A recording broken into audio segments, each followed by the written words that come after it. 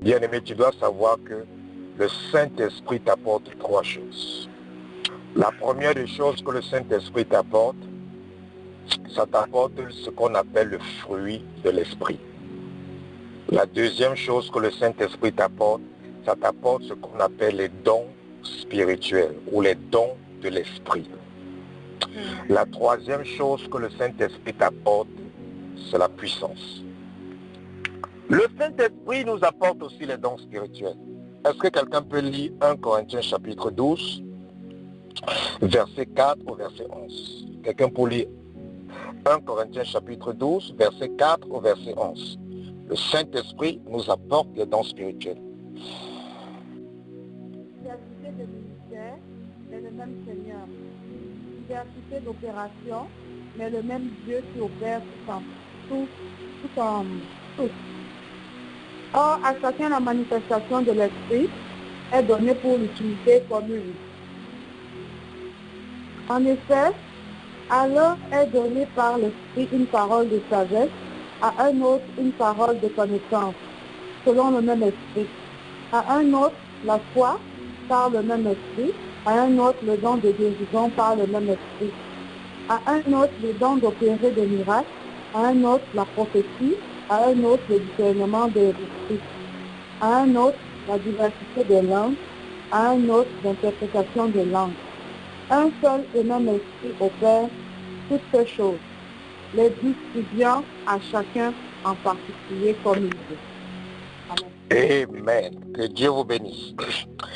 Donc, bien aimé, vous voyez, on dit que tous ces dons sont donnés par l'Esprit.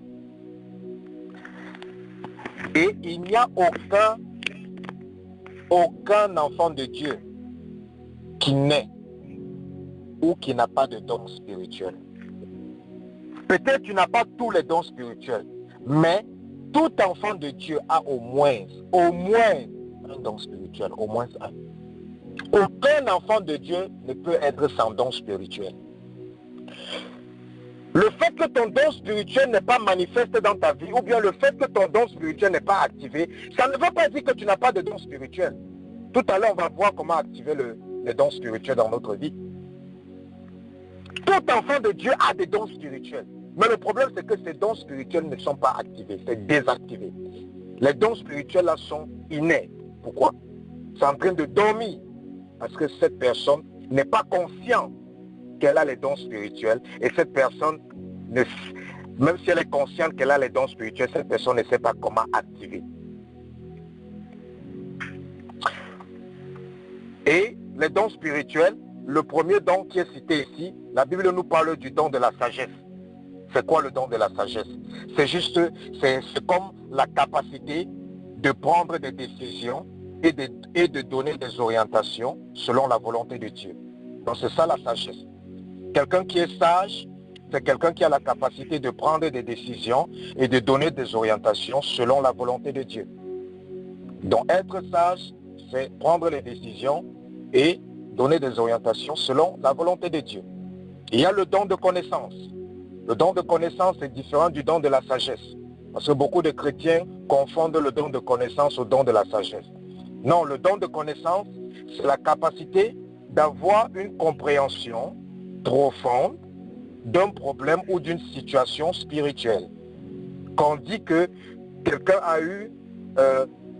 quand on dit que quelqu'un a le don de connaissance ou que quelqu'un a reçu une connaissance de la part de Dieu par rapport à une situation, ça veut dire que Dieu a donné à cette personne la capacité d'avoir une compréhension approfondie d'un problème ou d'une situation spirituelle.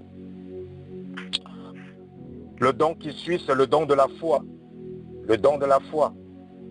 Le don de la foi, certains chrétiens ont confondu le don de la foi à la foi. Et il y a la foi. La foi, c'est quoi? C'est ce que tout chrétien a. La Bible dit que si tu as la foi en Jésus-Christ, il va te sauver. Tout chrétien a cette foi-là. Ça, c'est la foi. Mais il y a ce qu'on appelle le don de la foi. Le don de la foi, c'est lorsque une personne c'est lorsque une personne a la capacité de faire confiance et de croire en Dieu. Il a aussi la capacité d'encourager les autres à faire confiance en Dieu, peu importe les circonstances. Peu importe les circonstances. Si on prend peut-être des exemples de certaines personnes qui ont peut-être le don de la foi, on peut peut-être prendre Shadrach, Meshach, Abednego. Lorsqu'ils entrent dans la fournaise, ils avaient la foi que malgré qu'ils sont d'entrer dans le feu là, que le Seigneur contrôle. Ils avaient la foi. Nous les chrétiens d'aujourd'hui là, si on met le feu à côté là, on commence à t'approcher à côté du feu. Tu vas commencer à faire quoi? Tu vas commencer à pleurer. Tu vas commencer à appeler ton père, appeler ta mère. Tu vas commencer à appeler le Saint-Esprit. Tu vas commencer à appeler Dieu. Mais la Bible dit que Shadrach, Meshach, Abednego, ils entraient dans la fournaise sans appeler Dieu. Ils étaient là tranquilles.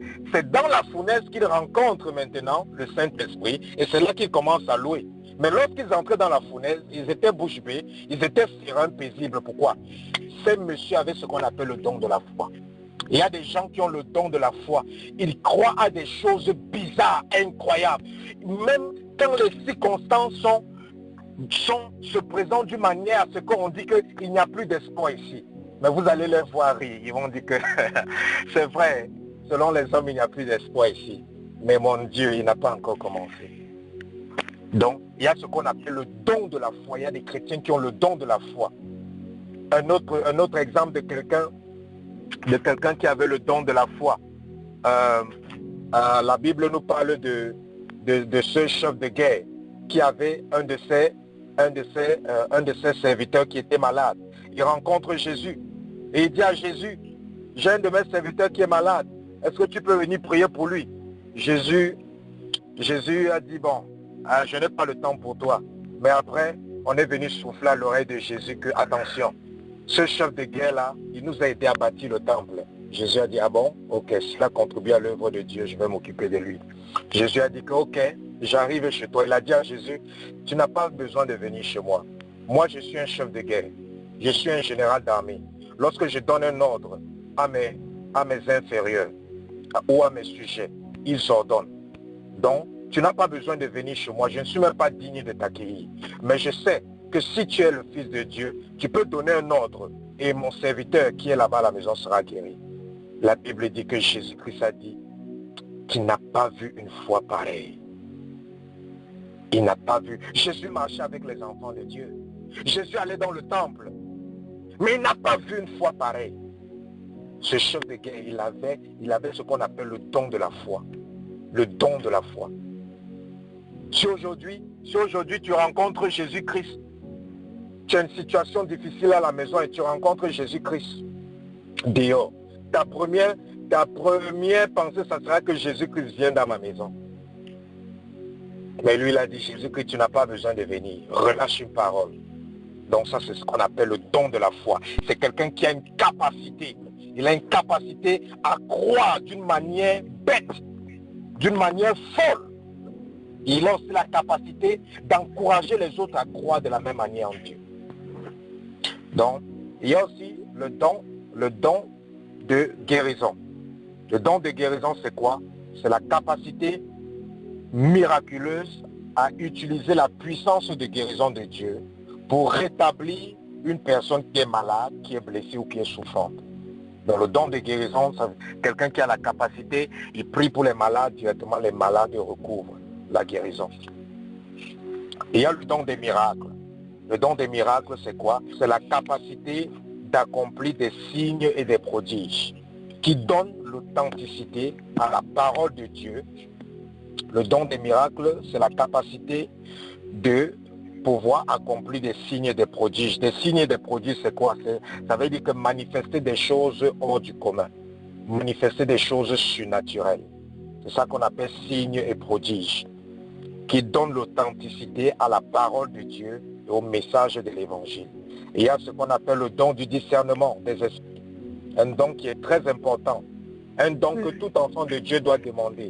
Le don du discernement des esprits, surtout pendant ce temps pendant ce temps, l'Église a besoin beaucoup du don du discernement des esprits. Qu'est-ce que c'est le don du discernement des esprits? Le don du discernement des esprits, c'est la capacité de déterminer si, oui ou non, un message, une personne ou un événement est vraiment de Dieu. Très clair. Donc, quand tu as le don du discernement, tu as la capacité de discerner si un message est de Dieu. Tu as la capacité de discerner si une personne est de Dieu. Tu as la capacité de discerner si un événement dans ta vie ou un événement quelconque dans la vie est de Dieu. Donc c'est ça qu'on appelle le discernement des esprits. Parce que derrière chaque personne, il y a un esprit. Derrière chaque événement, il y a un esprit. Et derrière chaque message, il y a un esprit. C'est pour ça que le discernement des esprits nous permet de discerner quel est l'esprit derrière cette personne. Quel est l'esprit qui anime cette personne? Quel est l'esprit qui anime ce message? Quel est l'esprit qui anime ou l'esprit qui a produit cet événement? Donc, tu as besoin du discernement des esprits pour savoir si quelque chose est de Dieu, oui ou non. Il y a ce qu'on appelle le don des langues. Le don des langues. Le don des langues. C'est quoi le don des langues? Le don des langues, ce n'est pas le parler en langue. Le don des langues, ce n'est pas le parler en langue. Le don des langues, ce n'est pas le parler en langue. Le don des langues, c'est la capacité de parler une langue étrangère que vous n'avez jamais appris ou connu, afin de communiquer avec quelqu'un qui parle ce langage. Parce que la Bible dit, quand les disciples parlaient en plusieurs langues, chaque personne écoutait les disciples selon le langage. Donc c'est un don qu'on voit un peu rarement dans l'église d'aujourd'hui, mais c'est un don qui opérait beaucoup avant. Donc c'est un don qui te permet, qui aidait beaucoup les missionnaires. Quand les missionnaires arrivaient peut-être dans un endroit où peut-être les missionnaires arrivent peut-être dans un endroit où ils n'arrivent pas à communiquer bien avec les personnes qui habitent dans cet endroit. Donc, qu'est-ce que les missionnaires vont faire lorsqu'ils arrivent dans cet endroit? Les missionnaires vont prier le Saint-Esprit, et le Saint-Esprit va commencer à les donner de parler le langage de ces personnes-là sans qu'ils ne s'en rendent compte. Et il y a eu plusieurs personnes qui sont arrivées dans des villes, ils ne connaissaient même pas le langage qu'on parlait dans ces villes, mais subitement ils se sont vus en train de parler ce langage pour annoncer quoi? L'évangile. Donc c'est ce qu'on appelle le don des langues. Donc ce n'est pas une seule langue, c'est un don qui te permet de parler plusieurs langues. Mais c'est dans l'optique de faire quoi? C'est dans l'optique de faire une seule chose. Et cette chose-là, c'est quoi? C'est dans l'optique de prêcher l'évangile. Donc, ce n'est pas à confondre avec le don de parler en langue dont les chrétiens ont aussi, parce que la Bible nous dit dans le livre de 1 Corinthiens chapitre 14, à partir du verset 39 au verset 40, la Bible nous parle ici de Paul. Paul dit ici, ainsi donc, frères, aspirez au don de prophétie et n'empêchez pas de parler en langue, mais que tout se fasse avec bienséance et avec ordre. Et la Bible nous parle aussi du parler en langue dans le livre de Jude. Jude a un seul chapitre. Je lis peut-être le 20 du chapitre 1. Uh-huh. Mais vous, mes bien-aimés, édifiez-vous vous-même sur votre très sainte foi et priez par le Saint-Esprit. Amen. Que Dieu vous bénisse. Donc, Jude chapitre 1, verset 20 dit, pour vous, bien-aimés, vous édifiant vous-même sur votre sainte foi, sur votre très sainte foi, et priant par le Saint-Esprit. Donc, prier par le Saint-Esprit, c'est ce qu'on appelle maintenant le parler en langue. Le parler en langue est différent du don des langues. Je ne sais pas si vous voyez maintenant la différence entre le don des langues et le parler en langue. Parce que beaucoup de personnes ont cru que le don des langues, c'est le parler en langue. Non. Le parler en langue, c'est lorsque tu pries par l'Esprit. Lorsque le Saint-Esprit prie pour toi, pour t'édifier. Le Saint-Esprit prie pour toi par des soupirs inexprimables. Il prie pour toi. Ça, c'est ce qu'on appelle le parler en langue.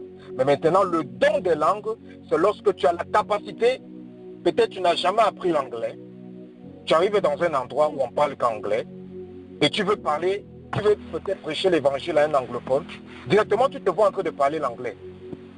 Directement tu te vois en train de prêcher l'évangile en anglais. Donc, ça c'est un exemple du don des langues, qui est différent du parler en langue. Donc, que ce soit le don de langue ou bien le parler en langue, tout cela est donné par le Saint-Esprit. Maintenant, qu'est-ce qu'il faut faire pour activer les dons spirituels? Comment activer mes dons spirituels? Parce que sache que tu as des dons spirituels. Peut-être tu ne connais pas encore tes dons spirituels, mais quand tu vas les activer, tu vas savoir les dons spirituels que tu as. Donc, comment activer les dons spirituels? La première des choses pour activer les dons spirituels, il faut aspirer ou désirer profondément les dons spirituels. Si quelqu'un ne désire pas les dons spirituels, si quelqu'un n'aspire pas aux dons spirituels, il sera difficile pour lui d'activer ses dons spirituels. C'est pour ça que la Bible nous dit dans 1 Corinthiens, chapitre 12, verset 37. 1 Corinthiens, chapitre 12, verset 37, la Bible dit « Aspirez aux dons les meilleurs, et je vais encore vous montrer une voie par excellence. » Donc, c'est l'apôtre Paul qui dit aux enfants de Dieu, aspirez, il parlait aux enfants de Dieu qui étaient déjà nés de nouveau, il a dit, aspirez aux dons les meilleurs. Ça veut dire que quoi? Ça veut dire que si tu veux activer tes dons spirituels, il faut d'abord avoir un désir. Tu dois avoir le désir pour ces dons spirituels. Tu dois désirer ces dons spirituels. Tu dois aspirer à ces dons spirituels. Tu dois avoir faim. Tu dois avoir soif de ces dons spirituels. Parce que Dieu ne va pas donner quelque chose à quelqu'un s'il n'a pas soif. Si tu n'as pas soif, Dieu ne va jamais venir te donner quelque chose. Dieu s'occupe de deux types de personnes. Les gens qui ont faim et qui ont soif. Tu as soif de sa présence, il va venir. Tu as faim de sa présence, il va venir. Si tu n'as pas soif, si tu n'as pas faim, tu ne vas rien recevoir de Dieu. Tu vas être à l'église, tu ne vas rien recevoir. Donc pour avoir les dons spirituels, pour activer ton don spirituel, premièrement, tu dois avoir soif de ton don spirituel, tu dois le désirer. Deuxièmement, la connaissance de la parole de Dieu. Tu dois connaître la parole de Dieu. Tu dois méditer la parole de Dieu. Parce que quelqu'un qui a des dons spirituels ne pourra pas utiliser ou mettre en valeur ces dons spirituels dans sa vie s'il ne connaît pas la parole de Dieu. Parce que c'est la parole de Dieu qui va t'aider à mettre tes dons spirituels en valeur. Si tu ne connais pas la parole de Dieu, tu as les dons spirituels, tu ne vas que créer la boue. Tout ce que tu vas faire dire, ça sera la boue. Ce sera la boue. Quand on donne les dons spirituels à quelqu'un et qui n'a pas la parole de Dieu, il sera comparable à un porceau à qui on a donné des perles. Si tu donnes les perles à un porc, il va faire quoi avec? Il va aller mettre ça dans la boue. Lui ne connaît pas que c'est une perle, que ça a de la valeur. Il va aller mettre ça dans la boue. C'est la même chose. Beaucoup d'enfants spirituels, Dieu les a donné les dons, mais parce qu'ils n'ont pas pris le temps de méditer la parole de Dieu, ils ont commencé à utiliser les dons, utiliser les dons, utiliser les dons. Après, ils se sont retrouvés en train de fabriquer la boue partout dehors, fabriquer la boue partout dans les églises. Pourquoi? Parce qu'ils n'ont pas mangé la parole. Si tu veux activer tes dons spirituels, si tu veux bien utiliser tes dons spirituels, si tu veux mettre en valeur tes dons spirituels, si tu veux développer tes dons spirituels, il te faut l'essence ou la nourriture qu'on appelle la parole de Dieu. C'est ça qui va t'aider à développer ton don spirituel. Numéro 3, pour activer ton don spirituel, il faut être rempli du Saint-Esprit. Il faut être rempli du Saint-Esprit. Et qu'est-ce qu'il faut faire pour être rempli du Saint-Esprit? On va voir ça tout à l'heure. Pour activer ton don spirituel, il faut être rempli du Saint-Esprit. Si tu n'es pas rempli du Saint-Esprit, ça sera difficile que tes dons spirituels fonctionnent bien. C'est pour ça que vous allez voir peut-être quelqu'un peut-être qui a un don de vision. Quelqu'un peut-être un don de vision. Parce qu'il n'est pas rempli du Saint-Esprit, cette personne aura des visions, mais ces visions seront floues. Ces visions seront floues. Pourquoi? Parce qu'il n'est pas rempli du Saint-Esprit. Donc tu dois être rempli du Saint-Esprit pour que tes dons spirituels puissent opérer à leur maximum. Si tu veux que tes dons spirituels opèrent à leur minimum, il n'y a pas de problème. Mais si tu veux que tes dons spirituels opèrent à leur maximum, tu dois être rempli du Saint-Esprit. Numéro 4, pour activer tes dons spirituels, tu dois prier. Ah, tu dois prier, tu dois prier, tu dois prier. Tu dois prier. Tu dois prier. Parce qu'on peut aussi activer, un homme de prière peut activer tes dons spirituels. Un homme de prière ou une femme de prière peut activer tes dons spirituels. Un homme de prière ou une femme de prière peut prier pour toi, ça active ton don spirituel. Mais si maintenant, toi tu ne gardes pas une vie de prière, ton don spirituel va encore se désactiver. Avec le temps. Avec le temps, voilà. C'est pour ça que pour activer son don spirituel, il faut la prière. S'il n'y a pas un homme ou une femme de prière pour activer tes dons spirituels, toi-même, commence à prier comme un fou ou une folle. Et quand tu vas le faire, tu vas activer tes dons spirituels. Et tu es dans l'obligation d'être une femme ou un homme de prière parce que même lorsque tes dons spirituels sont activés, pour les maintenir actifs, il faut que tu maintiens une vie de prière. Sans ça, tes dons spirituels vont devenir flous. La corruption spirituelle va entrer. Et Satan va commencer à utiliser tes dons spirituels sans que tu ne t'en rendes compte. Donc la prière est indispensable.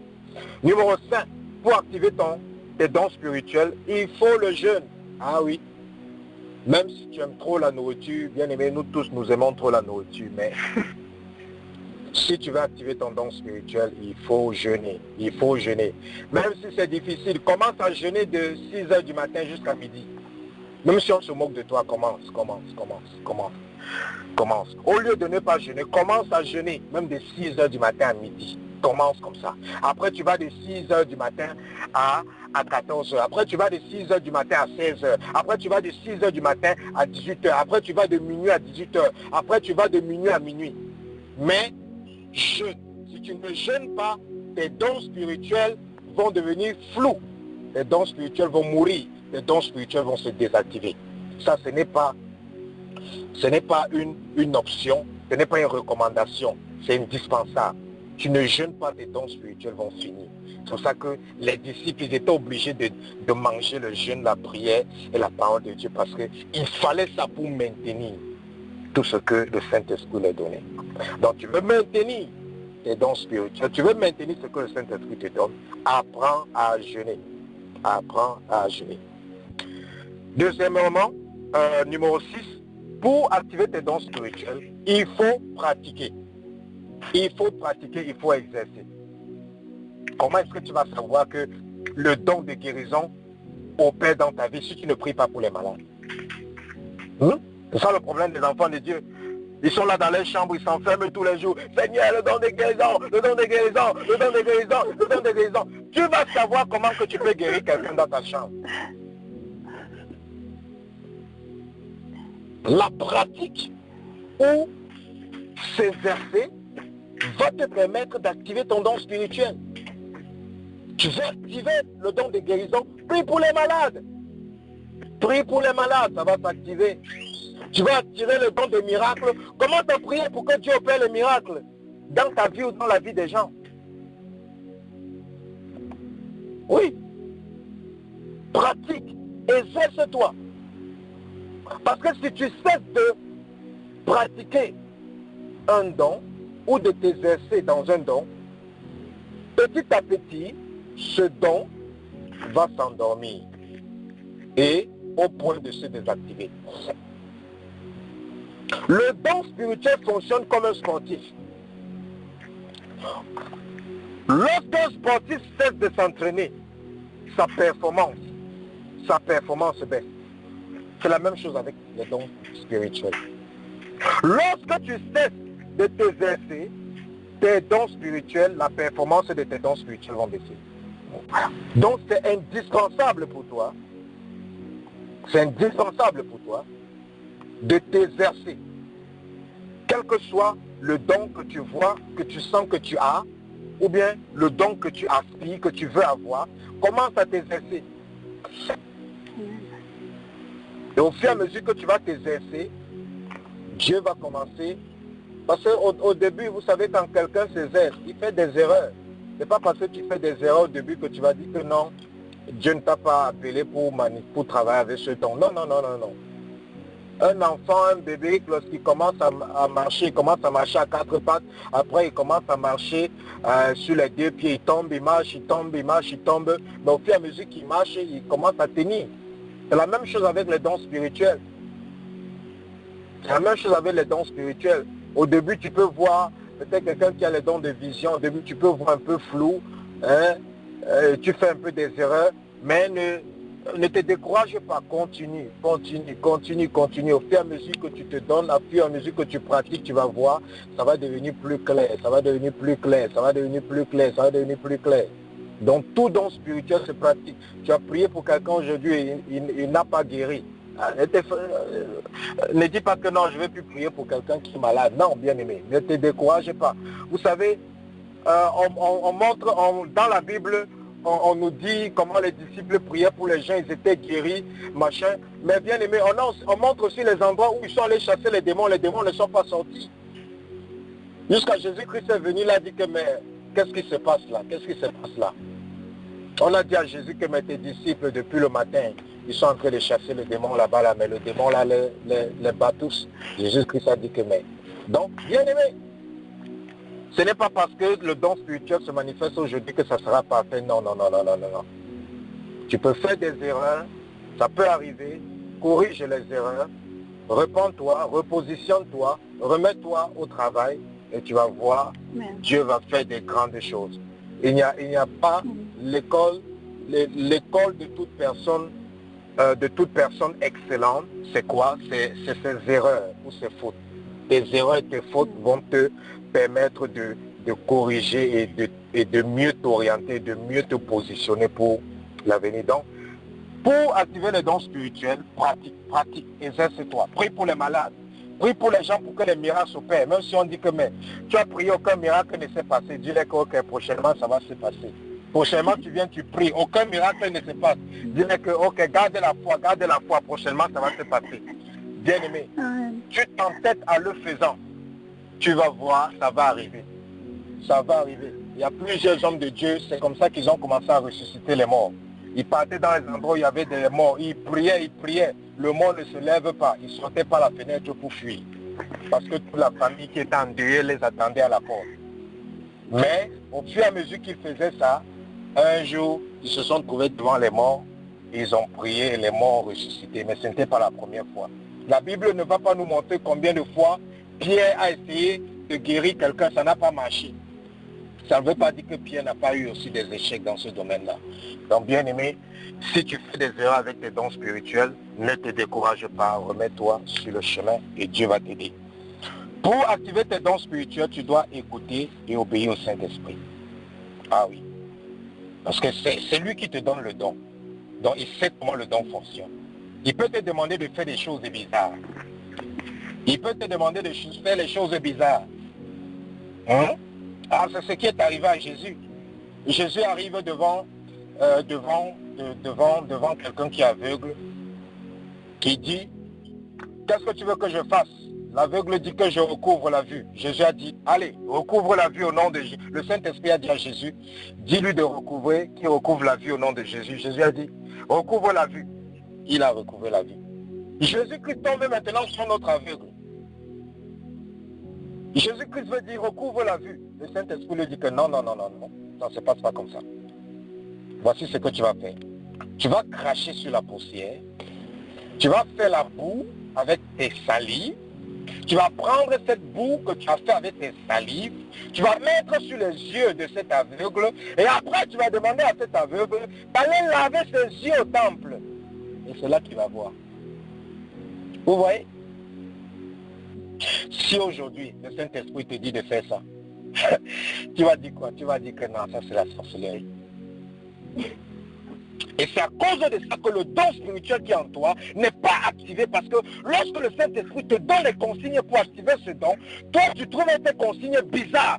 Si Jésus-Christ avait trouvé ces consignes bizarres, il n'aurait pas aidé cet homme aveugle.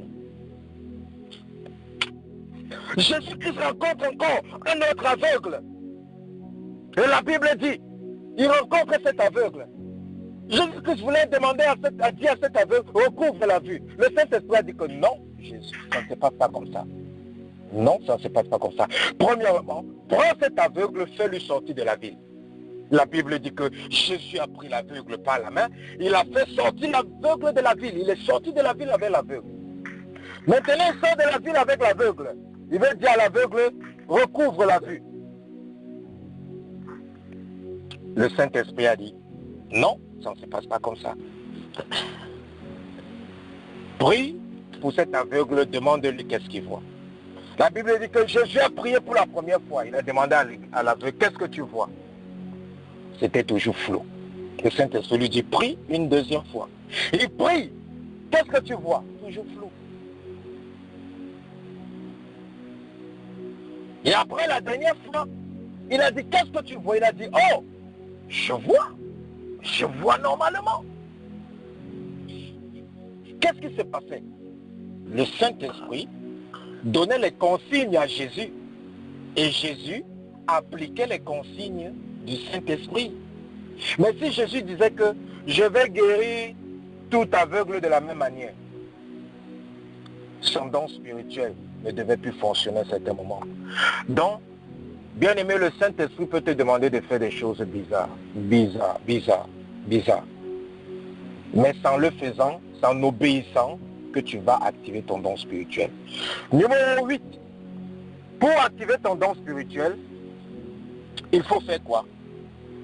Il faut servir Dieu. Parce que le don spirituel qu'on reçoit, c'est pourquoi? C'est pour servir Dieu. Dieu nous a donné les dons spirituels, c'est une manière de nous équiper pour son œuvre.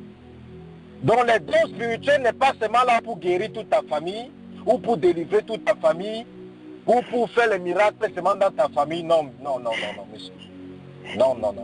Si c'est comme ça que tu utilises tes dons spirituels, dans quelque temps, Dieu va fermer ces dons spirituels. Les dons spirituels, c'est pour l'œuvre de Dieu. C'est pour travailler pour Dieu. C'est un équipement que Dieu nous a donné pour son œuvre. Donc pour activer tes dons spirituels, travaille pour Dieu. Beaucoup de chrétiens viennent seulement à l'église et ils s'asseyent. Bien-aimé, lis le livre des Actes, l'église primitive. Quel que soit le titre qu'un chrétien avait dans la société, même si c'était un ministre, même si c'était un gouverneur, lorsqu'il était dans l'église, il avait un poste. Il avait un poste. S'il n'est pas pasteur, il aura un poste dans l'église. Mais vous voyez des chrétiens qui sont dans des églises, ils ne travaillent pas. Ils ne sont impliqués dans aucun club dans l'église. Ils ne sont dans aucun groupe dans l'église. Ils viennent le dimanche avec leur Bible. Ils prient, ils chantent, ils pleurent. Ils rentrent et disent, le Saint-Esprit m'a touché. Bien-aimé, quand tu fais comme ça, tu es un chrétien vide. Tout chrétien doit travailler dans l'église. Peut-être tu ne peux pas être pasteur, mais il y a le travail dans l'église de Dieu. Même balayer le sol, c'est un travail. Arranger les chaises, c'est un travail. Il y a un travail dans l'église. Intercéder, c'est un travail. Il y a un travail dans l'église. Un chrétien qui n'est pas impliqué dans un groupe de son église n'est pas membre dans cette église. Spirituellement, il n'est pas membre. Il pense qu'il est membre. Mais le jour du jugement, Dieu va le surprendre. Dieu lui dira que ton nom n'est pas écrit dans ce ministère, spirituellement. Si tu es dans une église, bien-aimé, cherche à être actif. Même si ce n'est pas un poste permanent, quand il y a un travail à faire dans l'église, sois volontiers pour aider. Sois impliqué. Ne pas seulement t'asseoir à l'église, tu pries, tu écoutes la parole, après tu rentres, tu paies tes offrandes, tu paies tes dîmes, après tu rentres. Non, non, non, ça ce n'est pas la vie chrétienne. Ça c'est la vie religieuse. Si tu as une relation avec Dieu, alors tu dois t'occuper des choses de sa maison. Tu ne peux pas dire que tu as une relation avec Dieu et tu ne t'occupes pas des choses de sa maison. Mais alors que tu t'occupes bien de ta maison, quelle que soit l'église où tu pars, c'est Dieu. Même si c'est en essuyant la poussière sur les bancs, c'est Dieu.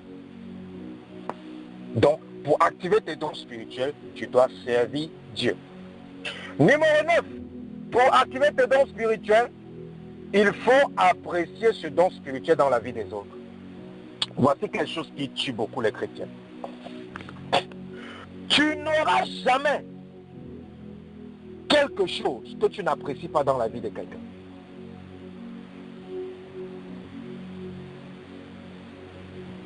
Vous allez voir un chrétien, il voit un autre chrétien avoir un don spirituel. Dieu l'utilise puissamment dans ce don spirituel. Au lieu d'apprécier ce don spirituel dans la vie de ce chrétien, pour que Dieu aussi lui donne aussi un don spirituel, la personne commence à être jaloux. La personne commence à envier. Et puis la personne commence même à prêcher contre ça. Peut-être quelqu'un qui n'a pas de don de miracle. Il voit quelqu'un qui fait beaucoup de miracles. Lui, il part maintenant prêcher que faites attention à ceux qui font beaucoup de miracles là. Hein, parce que les gens qui font les miracles là, il faut bien voir si ça vient de Dieu. Hein. Il n'est pas en train de prêcher ça parce que la parole de Dieu a dit de faire attention. Il est en train de prêcher ça parce qu'il voit que son frère, de l'autre côté, est en train de faire beaucoup de miracles. Et que lui n'arrive pas à faire. Au lieu d'apprécier son frère, au lieu d'apprécier le don spirituel dans la vie de son frère, pour que Dieu aussi lui donne, il ne le fait pas. Il ne le fait pas. Donc, bien aimé, ce que tu vas apprécier dans la vie d'autrui, c'est ce que Dieu va aussi te donner. Si je veux quelque chose dans la vie de quelqu'un, je vais commencer à apprécier ce don dans sa vie. Je vais dire, waouh, ça c'est merveilleux, je vais apprécier ça. Je serai content de le voir opérer dans ce don. Et si je le rencontre même face à face, je veux lui dire comment tu as fait pour activer ça, comment tu as fait, comment est-ce que le Saint-Esprit t'utilise avec, comment ça se passe, au lieu de rester là à lorgner en disant que les gens qui opèrent de cette manière-là, il faut faire attention. Hein. Ça c'est la jalousie, c'est la sorcellerie pentecôtiste. Ça. Tu es jaloux de quelqu'un que Dieu utilise. Donc, si tu veux activer les dons spirituels dans ta vie, apprécie les dons spirituels dans la vie des gens. Quand tu vois quelqu'un que Dieu utilise dans les dons spirituels, dis waouh, alléluia, dis Seigneur, donne aussi ma part. Tu vois quelqu'un rendre témoignage de ce que Dieu a fait dans ta vie. Ne reste pas là, tu dis que, comment il vient de venir à l'église? Ça fait 2 semaines, il est à l'église. Comment il rend un témoignage comme ça? Moi, je suis à l'église depuis 5 ans.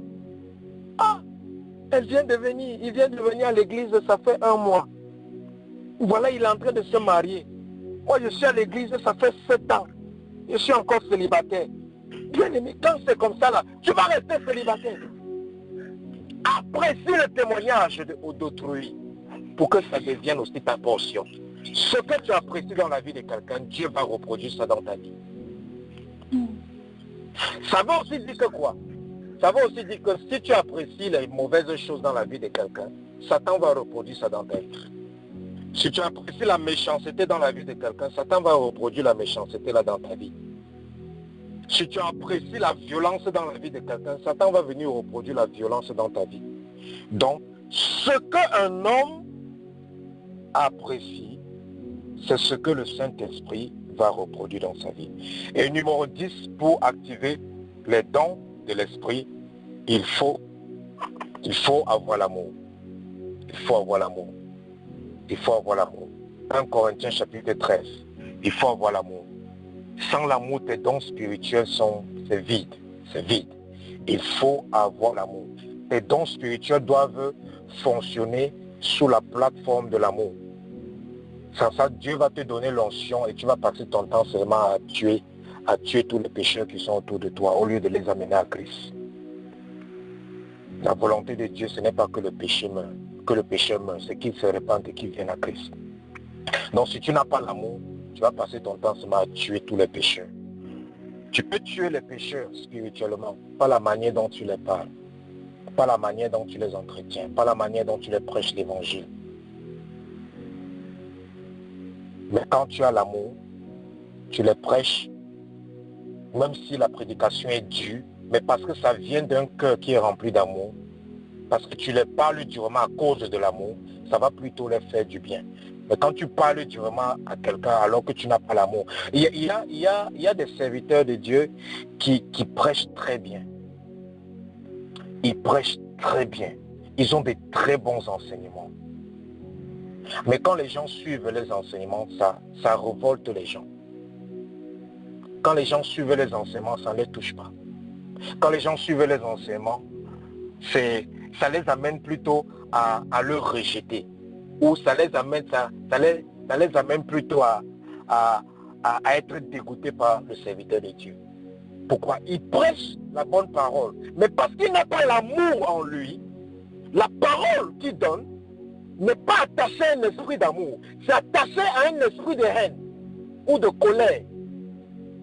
Et quand c'est comme ça, la bonne parole qu'il est en train de prêcher, ça ne va pas amener les gens à Christ, ça va plutôt chasser les gens loin de Christ. Donc il faut l'amour. Il faut l'amour pour activer les dons spirituels.